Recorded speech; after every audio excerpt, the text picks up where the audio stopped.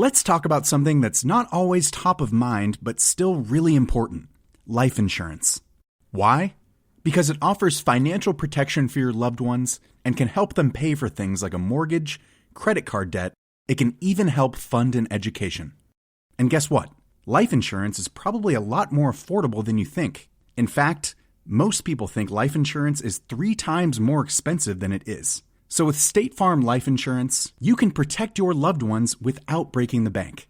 Not sure where to start? State Farm has over 19,000 local agents that can help you choose an option to fit your needs and budget. Get started today and contact a State Farm agent or go to statefarm.com. Dealing with mental health can be hard. All the influencers' posts, articles, podcasts, tips about what to do, what not to do, silence retreats, yoga retreats. My friends tell me to take some me time. My mom says I need a boyfriend. Therapy? Impossible without insurance. Even with, it's expensive. United Healthcare can help make getting mental health care easier. With Mental Health Complete Plus, provided by Teladoc Health. Unlimited virtual sessions, only $59.99 a month. Visit mentalhealthcomplete.com to learn more. Hello and welcome to In All Honesty, the podcast where we get real about life and all the problems that come with it. I'm Michelle Ellman and I'm a 5-board accredited life coach, public speaker, author of The Joy of Being Selfish and Am I Ugly, and my new book, The Selfish Romantic, coming out in January. I'm passionate about teaching people to communicate, heal the wounds of the past, feel your feelings, and ultimately giving you the tools to change your own life. This is the space where you get your personal development needs met, and we talk about all things growth, self-awareness, and communication with complexity and nuance. So if that sounds like your cup of tea, stick around because I think you're going to like it here. So today I want to talk about how I've been feeling. Some of my episodes are a bit more chatty and this is going to be one of them because I've been feeling quite sad at the moment. And I don't know if you've ever felt like this where you've been sad for no reason and so you often say to yourself, well, I don't have a reason to be sad, and then you don't feel your feelings and then you push them down and then you suddenly start crying over the tiniest things. That's been me, and what eventually forced me to feel my feelings this week was I had a session with my life coach. I'd not spoken to her in 3 weeks because our sessions are very much varied across how much I need them. So at the end of a session, we'll decide whether I book it in 6 weeks, in 2 weeks, in 2 days, depending on how I'm feeling. And I'd been having a really good 6 months even. And when we had this session, I actually started it by saying, because she reminded me that I did say this, I don't know what's wrong with me, but something's wrong with me. Now, of course, I'm a life coach as well. So I'm a human and a life coach, and those two trying to coexist can sometimes be a hard thing. And the life coach in me would tell you that having emotions doesn't mean there's anything wrong with you. Being sad for no reason means there's nothing wrong with you. The human me felt like there was something wrong with me because I didn't feel like I had a right to feel those feelings. So I eventually felt those feelings, and she sent me a meditation and we talked through some things and told me how to help process what I was feeling, and I did it for about 3 days. And then I had plans for this weekend. So in my head, I was like, it's fine. I'll spend 3 days processing everything and then I should feel fine. And I have things to do on Friday. So yeah, this should all be done by then. So of course, Friday morning I wake up, I'm still sad. And I was like, what? Why am I still sad? I sent a text to my life coach. Why am I still sad? I sat with it for 3 days. It was painful. It was awful. I processed all of it. And she just replied being like, well, maybe you should sit with it some more. And this is the thing, again, life coach in me goes, emotions don't work according to a deadline. Just because you process some of it doesn't mean all of it's going to disappear. You might still have more to process, all of these things. The human me went, I already feel guilty for feeling sad because I have no reason to be sad. So fine, I'll give it a day. But I'm not going to give it more than a day, or maybe 2 days. Fine, I'll give it 2 days. I'm not going to give it 3 days. And all of these feelings were basically putting a deadline on, okay, but I need to be fine by Friday. Now this is too long. Now this is taking the piss. Now this is just being silly and ridiculous that I'm still crying 3 days later. And I think part of me also thought, well, I cleared out my week. I did nothing for 3 days and I sat and cried and meditated and did all the self-care things. So why do I not get the reward at the end of it? That this should be a transactional thing. I felt my feelings, now I should feel better. And it just wasn't working according to my deadline, which, of course, if you put emotions on a deadline, then you create this pressure that you need to be fine sooner than you are. So, of course, I wasn't fine on Friday, and so I sat and cried on Friday as well. And then I had plans on Saturday, so I went out, but thankfully we were there with friends who I feel very comfortable around, who I don't feel the pressure that I need to be happy around them. So I just told them that I was feeling quite sad. I wasn't really sure why I was sad. And of course, now I'm talking to you on a Tuesday. It's moved on. I feel better today, better than I have in the last 2 weeks. But it got me thinking about the last 10 days. Why do we still fight our sadness? Why do we still have to have a reason for our sadness? Why do we have this frustration of, if we can't understand why we're feeling it, that we're still not allowed to feel it? Actually, you don't need a reason. The life coach in me knows you don't need a reason. Sometimes sadness comes up because something in your life is going on that reminds you about the past. Maybe it's an unconscious thing. And maybe sometimes you are just burnt out and exhausted. I have just finished 2 books back to back with no break in the middle, which I really don't recommend.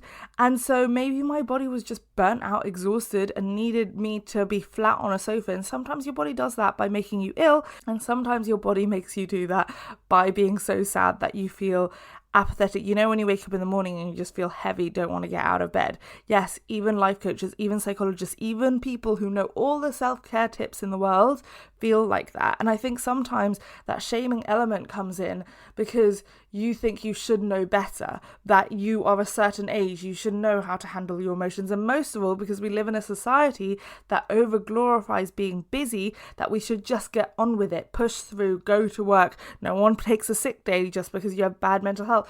Well, actually, they do. This episode is brought to you by Progressive Insurance. You chose to hit play on this podcast today. Smart choice. Make another smart choice with Auto Quote Explorer to compare rates from multiple car insurance companies all at once. Try it at progressive.com. Progressive Casualty Insurance Company and Affiliates. Not available in all states or situations. Prices vary based on how you buy. Ryan Reynolds here for, I guess, my 100th Mint commercial. No.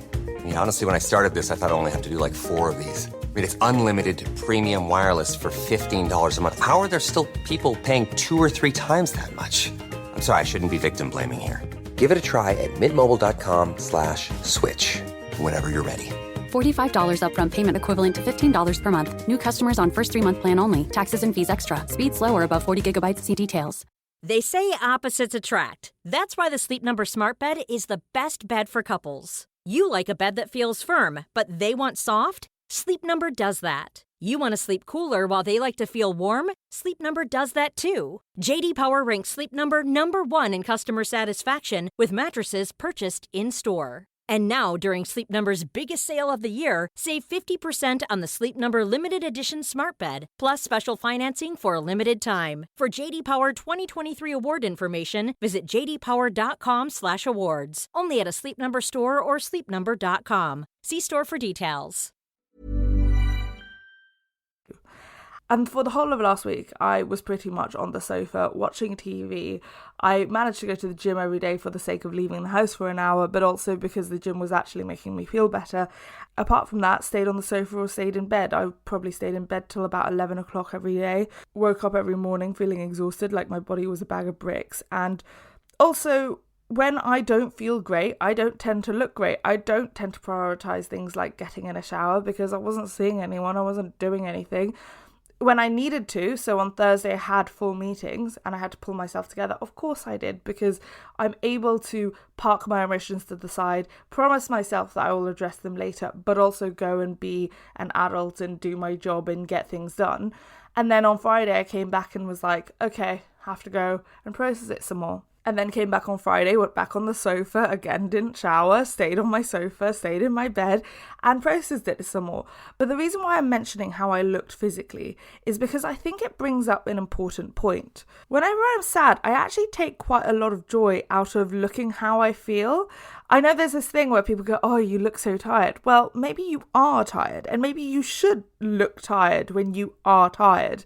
I remember when I was in my final year of university and I had PTSD when I was 20 years old, I got to a point where I was just staying in bed every day, crying every day, hadn't brushed my hair, really needed something from the supermarket, went to the supermarket with a hole in my crotch and no bra on, my hair a mess, and I bumped into a guy that I had dated at one point.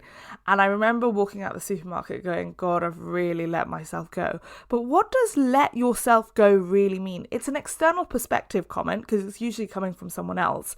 But it's actually saying that you care more about how you're feeling in the moment than what you're looking like in the moment. And surely that's a good thing. Letting yourself go comes along with the idea that you don't care what you look like anymore. And actually, shouldn't we all not care what we look like?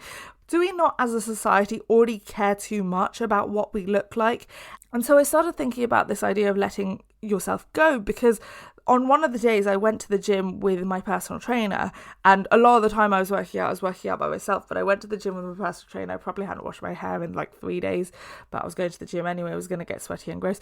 And on the way back from the gym, I was the sweatiest I'd ever been, worked out the hardest I'd ever worked out. And it started raining, and there was something so therapeutic about being in the rain.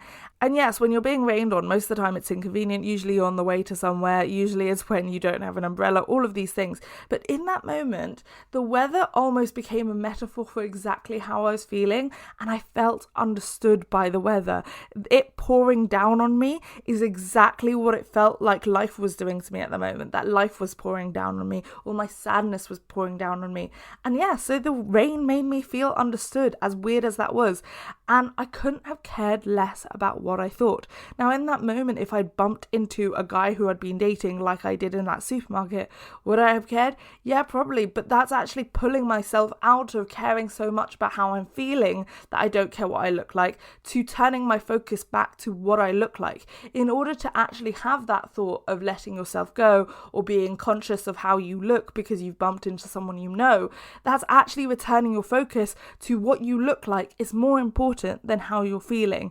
And sometimes when you're feeling bad, sometimes you just want to wallow in it.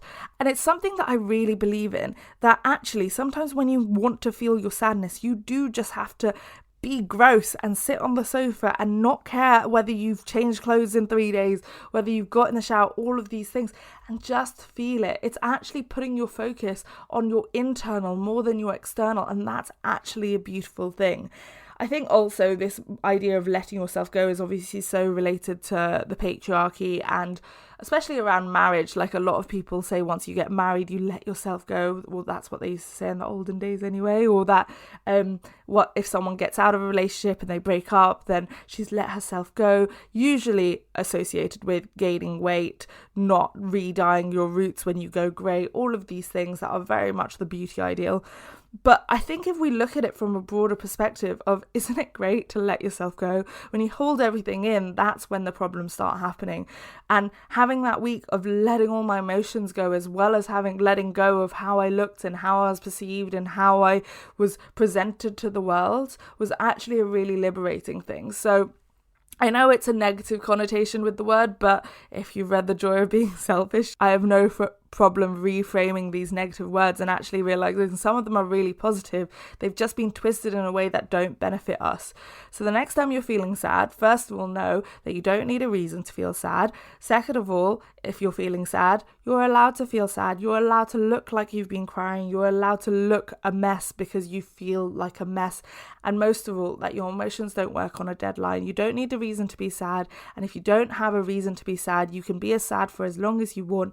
And fighting those emotions make them stick around longer, sinking into them, feeling them, and giving your permission to be as sad for as long as you want to be sad is actually the only solution. I hope you're not having a sad week, or at least I hope you're having a happier week than I am. And if you're not, we're in this together, and hopefully next week will be happier than this week.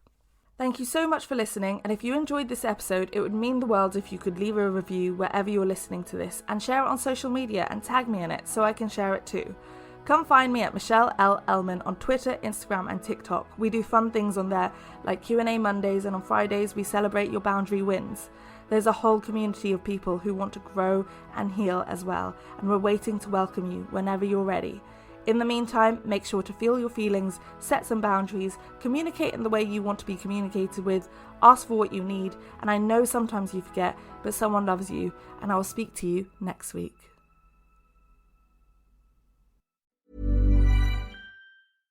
Let's talk about something that's not always top of mind, but still really important: life insurance. Why? Because it offers financial protection for your loved ones and can help them pay for things like a mortgage, credit card debt. It can even help fund an education. And guess what? Life insurance is probably a lot more affordable than you think. In fact, most people think life insurance is 3 times more expensive than it is. So with State Farm Life Insurance, you can protect your loved ones without breaking the bank.